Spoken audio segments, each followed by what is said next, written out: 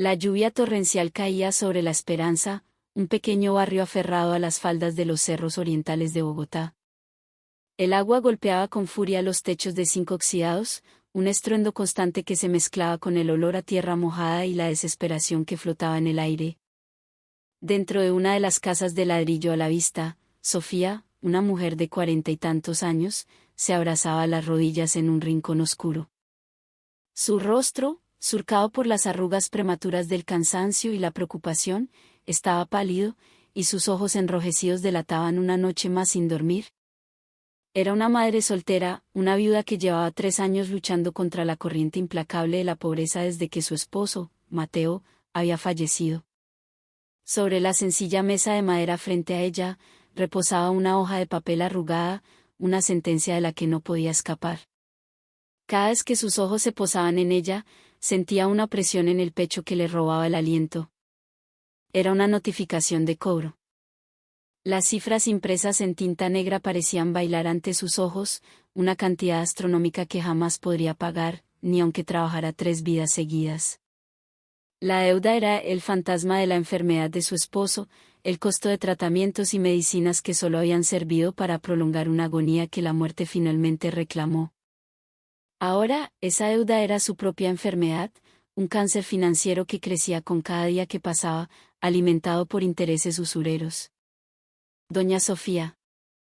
Una voz fría y seca la arrancó de su trance. Levantó la vista y vio una silueta alta y delgada recortada en el umbral de la puerta. El hombre vestía un traje oscuro, impecable y fuera de lugar en la humildad de su hogar. Su rostro era un mapa de arrugas, pero sus facciones eran duras, y sus ojos, pequeños y penetrantes, parecían taladrarle el alma. Era don Alejandro, un empresario poderoso y enigmático, el dueño de su deuda, su verdugo. Han pasado más de 2 meses, doña Sofía, dijo él con un tono plano, una calma que era más aterradora que cualquier grito. He sido paciente, pero mis negocios, como usted comprenderá, no pueden esperar. Sofía bajó la mirada, sintiendo el ardor de las lágrimas acumulándose en sus párpados. Don Alejandro, se lo juro que estoy haciendo todo lo posible. He estado buscando más trabajo, haciendo turnos dobles en la cafetería, pero el dinero no me alcanza. Don Alejandro la interrumpió, su tono aún tranquilo, pero con un filo de crueldad escondido bajo la superficie. El esfuerzo es admirable, pero no paga las cuentas. O encuentra el dinero, o, hizo una pausa, dejando que el silencio se cargara de amenaza. Sus ojos se entrecerraron. ¿O hay otra manera? Usted tiene 2 hijas muy hermosas, ¿no es así? Isabella y Valentina. Si una de ellas, o quizás ambas, aceptan casarse conmigo, podemos considerar esta deuda completamente saldada. Sofía se quedó sin aire.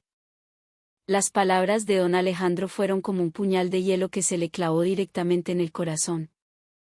Lo miró con los ojos anegados en lágrimas, incrédula. ¿Qué está diciendo, señor? ¿Casarse con usted? Son apenas unas niñas. Una sonrisa casi imperceptible se dibujó en los labios finos y agrietados de don Alejandro. Ya soy un hombre viejo, Sofía. Estoy solo. Necesito compañía, herederas que cuiden de mi legado. Sus hijas son inteligentes, hermosas. Conmigo, tendrían una vida de lujos, una que usted jamás podría darles. Piénselo. Es una solución elegante para todos, ¿no cree? Sofía temblaba, un torbellino de pánico y desolación se apoderaba de su mente. ¿Cómo podía ser? Sacrificar el futuro, la felicidad y la honra de sus propias hijas para pagar una deuda. Entregarlas a un hombre que podría ser su abuelo. Pero la alternativa era la calle, el hambre, la miseria absoluta. No había otra salida. Con la voz quebrada por un sollozo ahogado, solo pudo asentir lentamente, rindiéndose a un destino que la aplastaba con su crueldad. Cuando don Alejandro se fue, dejando tras de sí un rastro de perfume caro y desesperanza, Sofía se derrumbó en el suelo de cemento. Sabía que la decisión que acababa de tomar destrozaría a sus hijas, pero en su abrumadora impotencia, la única plegaria que pudo susurrar fue que Dios, de alguna manera, las perdonara todas. Esa noche, la atmósfera en la pequeña casa era más densa que la neblina bogotana. Sofía reunió a sus dos hijas en la sala. Isabella, la mayor, con sus ojos inteligentes y su postura desafiante, la miraba con impaciencia, un libro de anatomía abierto sobre su regazo. Valentina, la menor, más callada y soñadora, jugueteaba con un lápiz de carboncillo, sus dedos manchados de negro. «Hijas, tengo que decirles algo importante», comenzó Sofía, su voz apenas un murmullo. Les contó sobre la visita de don Alejandro, sobre la deuda impagable y, finalmente, sobre la terrible propuesta. Isabella se puso de pie de un salto, sus ojos ardiendo de rabia. «No. Mamá, no puedes estar hablando en serio. ¿Vendernos? ¿Vendernos a ese viejo para pagar una deuda? ¿Tienes idea de lo que se siente? Estoy en la universidad, mamá. Quiero ser médica. He trabajado como una mula por años para llegar hasta aquí».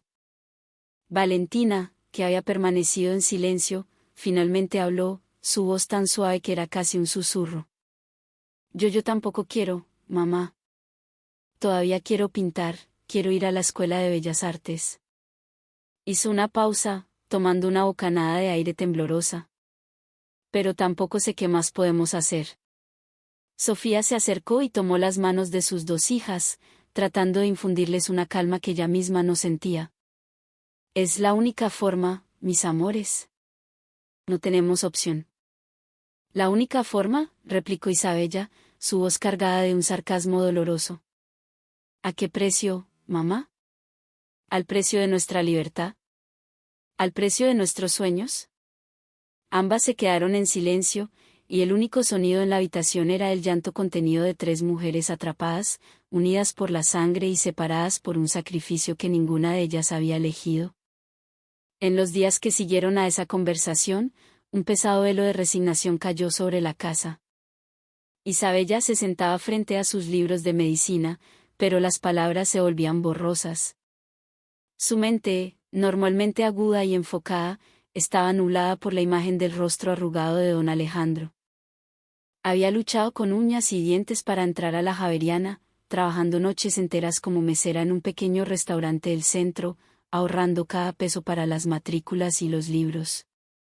Cada examen aprobado, cada concepto aprendido, era un ladrillo en el edificio de su futuro, un futuro que ahora se desmoronaba. El sueño de llevar una bata blanca, de salvar vidas, se sentía como un espejismo que se desvanecía en el horizonte. En otro rincón de la casa, Valentina se refugiaba en su arte. Sentada en el suelo, con un pequeño lienzo apoyado en sus rodillas, sus pinceles se movían con una lentitud lúgubre, mezclando colores oscuros y sombríos. Sus pinturas, antes vibrantes y llenas de vida, ahora eran abstracciones melancólicas que reflejaban la fractura de su espíritu. Mamá se enojaría si viera esto, murmuró para sí misma, contemplando su obra con la mirada vacía.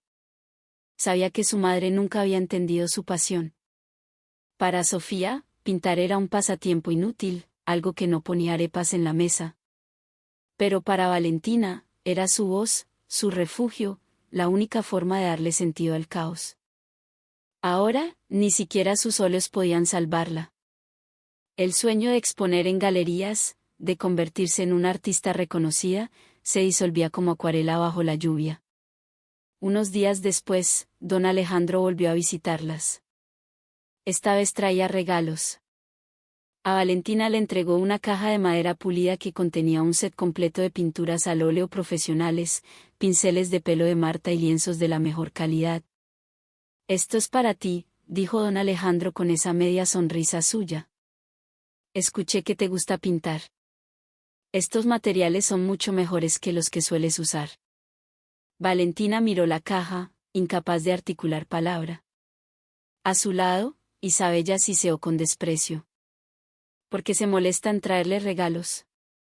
Es parte de su plan para hacernos sentir culpables y en deuda. Don Alejandro no respondió. Simplemente les informó que la ceremonia de matrimonio se celebraría al día siguiente. No sería una boda, sino un trámite privado en una notaría del centro. Sin invitados, sin fiesta, sin alegría. El día señalado, mientras se preparaban, Isabella estalló. ¿Por qué no podemos simplemente huir? Buscar otra manera. Ya lo he intentado todo, hija, respondió Sofía, su voz quebrada. No hay otra salida.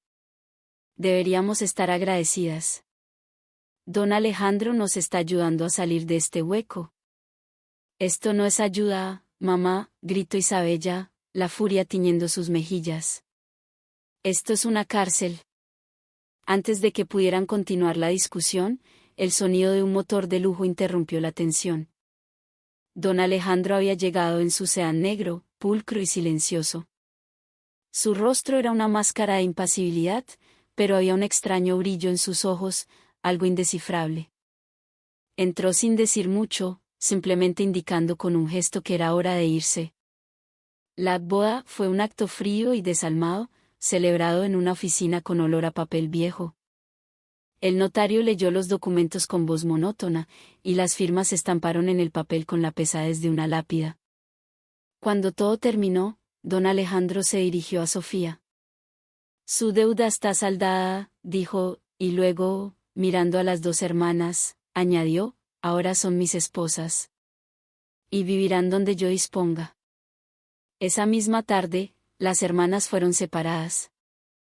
Isabella fue llevada a una imponente casona de estilo colonial en el barrio de Usaquén, una mansión que parecía tan fría y silenciosa como una tumba.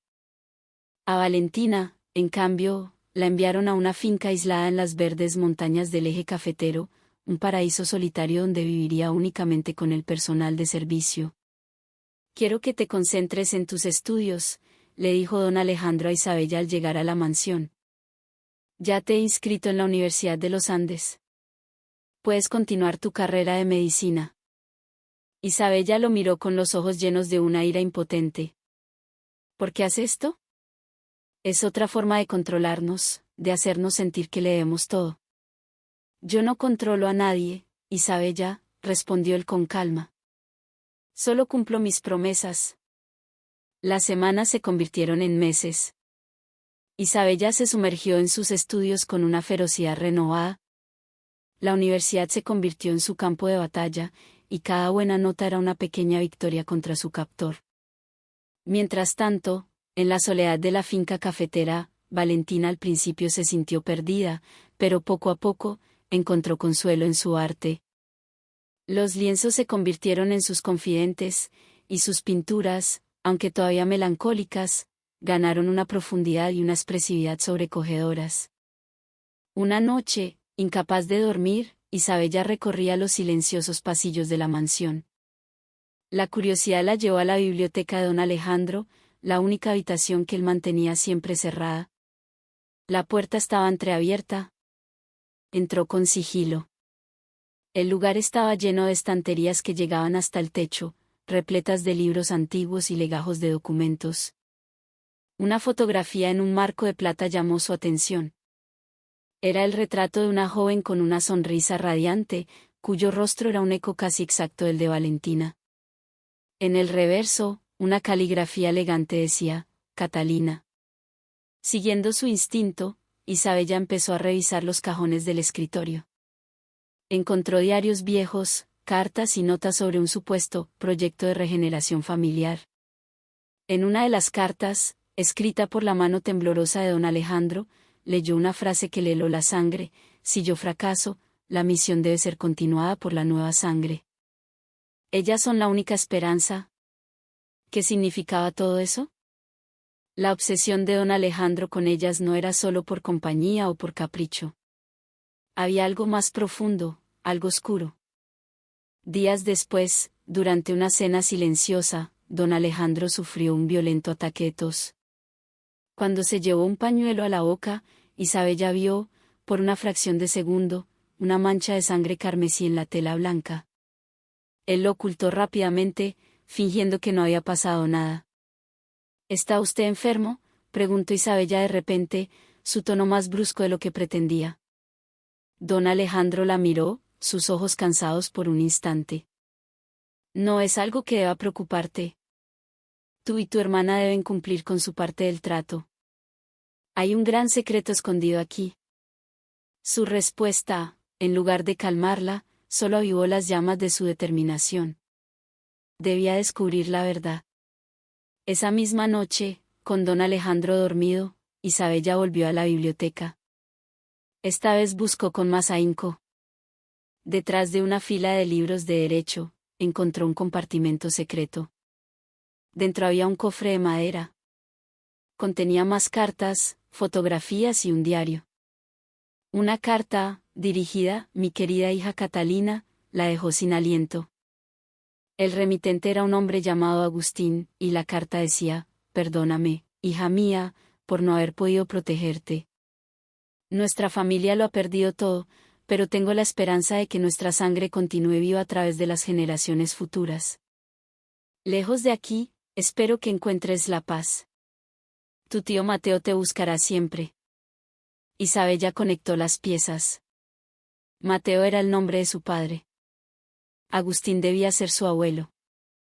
Y Catalina era su tía, la hermana de su padre que desapareció misteriosamente cuando era una niña, una historia que su padre le había contado entre susurros. Encontró más fotos de Catalina junto a un joven que reconoció de inmediato, era su padre, Mateo, y a su lado, un sonriente y joven don Alejandro. La verdad la golpeó con la fuerza de un rayo, don Alejandro no era un extraño, era el mejor amigo de su padre. A la mañana siguiente, Isabella lo confrontó.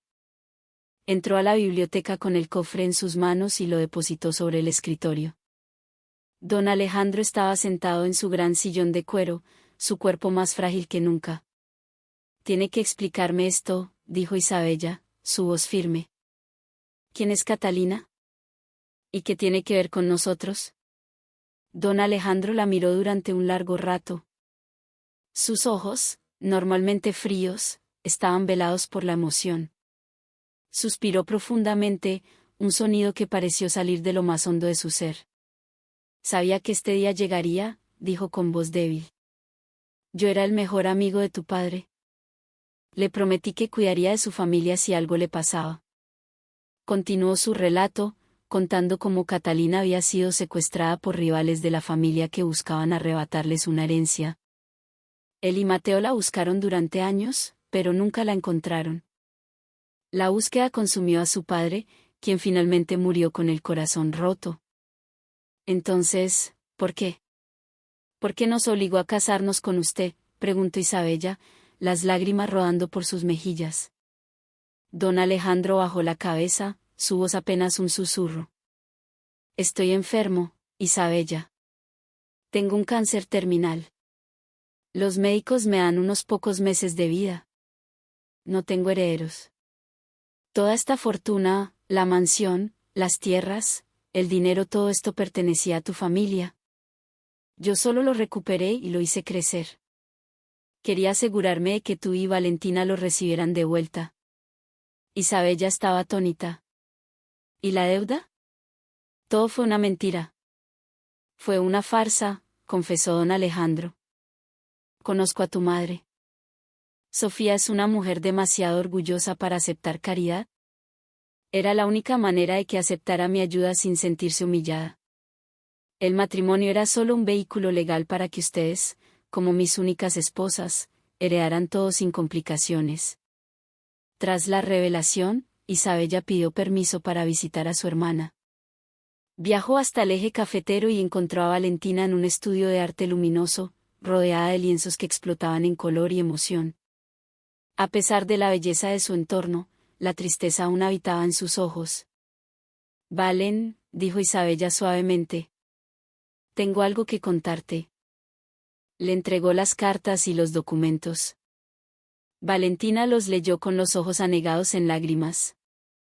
Entonces tú y yo somos parte de esta gran familia, susurró. Isabella sintió. Y don Alejandro solo quería devolvernos lo que es nuestro. No es un hombre malo, Valen. Solo es un hombre que se está muriendo. Las dos hermanas lloraron juntas, un llanto de alivio, de comprensión y de perdón. Regresaron a Bogotá y fueron directamente a la habitación de don Alejandro. Estaba postrado en la cama, pálido y débil. Una leve sonrisa se formó en sus labios cuando las vio entrar. Ya lo saben todo, ¿verdad? Ambas asintieron, las lágrimas cayendo de nuevo. Gracias, don Alejandro, dijo Isabella. Cuidaremos de este legado. Y continuaremos los sueños de nuestra familia. Don Alejandro cerró los ojos, una expresión de paz infinita en su rostro. ¿Eso es todo lo que esperaba?, susurró. No permitan que el pasado les robe el futuro. Hagan el bien. Esas fueron sus últimas palabras. Los años que siguieron fueron un testimonio de esa promesa. Isabella, con el apoyo de la herencia, no solo se graduó con honores, sino que se especializó en medicina social. Fundó una clínica gratuita en su antiguo barrio, La Esperanza, ofreciendo atención médica de calidad a quienes, como su familia, a menudo eran olvidados por el sistema. Estoy devolviendo un poco de lo que la vida me dio, solía decir con una sonrisa humilde. Valentina, por su parte, encontró su verdadera voz a través del arte. Se convirtió en una pintora de renombre internacional. Sus obras, que contaban historias de lucha, resiliencia y esperanza, se exhibieron en las galerías más importantes del mundo. Un día, una de sus pinturas, titulada Legado, se hizo viral. Representaba a dos niñas de pie en medio de las ruinas de una casa, mientras un rayo de sol atravesaba las nubes oscuras. Quiero que la gente sepa que, aunque la vida a veces nos entierre bajo escombros, siempre hay una luz esperando para encontrarnos, explicó en una entrevista. Sofía, que al principio se sintió consumida por la culpa, encontró una nueva misión. Creó la Fundación Nuevo Amanecer, una organización dedicada a ayudar a mujeres víctimas de los préstamos gota a gota y la pobreza extrema, ofreciéndoles capacitación, educación y apoyo para que pudieran reconstruir sus vidas. Se convirtió en una voz poderosa para las que no la tenían. A menudo visitaba la tumba de don Alejandro, dejaba flores frescas y susurraba, «Gracias por salvarnos. Que encuentre la paz que tanto buscó». Una tarde soleada, Isabella y Valentina estaban sentadas en el jardín de la mansión de Usaquén, que habían transformado en un centro cultural y artístico llamado Villa Catalina, en honor a su tía perdida. El sol poniente teñía el cielo de tonos naranjas y púrpuras. ¿Alguna vez te imaginaste que llegaríamos hasta aquí?, preguntó Valentina, sonriendo. Isabella negó con la cabeza. No. Pero me alegra que hayamos podido transformar nuestro dolor en algo con propósito. Se miraron y rieron suavemente.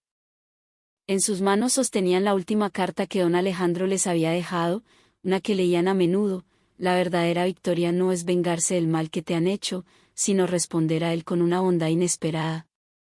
Y eso es exactamente lo que hicieron.